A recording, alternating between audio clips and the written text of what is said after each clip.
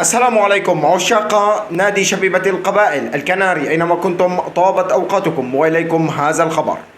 ناد قطري يسعى لحسم صفقة نجم شبيبة القبائل رضوان بركان. وفي تفاصيل هذا الخبر، بات المهاجم رضوان بركان قريبا للغاية من مغادرة ناديه شبيبة القبائل وسط تنافس شديد على خدماته من طرف أندية عربية وأوروبية، بعد موسم رائع قدمه مع فريقه في مسابقة الدوري الجزائري، حيث ينشط في محادثات متقدمة مع أحد أندية الدوري القطري.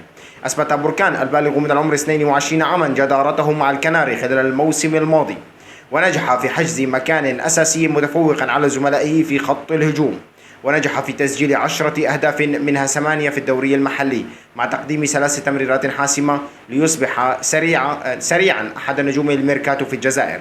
ودخلت أندية بلجيكية في محادثات متقدمة مع اللاعب وإدارة شبيبة القبائل من أجل حسم الصفقة، ولعل أبرزها نادي زولتا فارجيم الذي أعلن استعداده لكسر قيمة الشرط الجزائري البالغ قيمته 600 ألف يورو.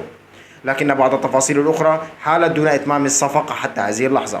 ومن الأمور التي عطلت صفقة انتقال اللاعب إلى نادي زولتا هو مطالبة نادي شبيبة القبائل بالحصول على 30% من قيمة إعادة بيع اللاعب مستقبلا، في الوقت الذي أراد النادي البلجيكي إدراج نسبة 20% فقط.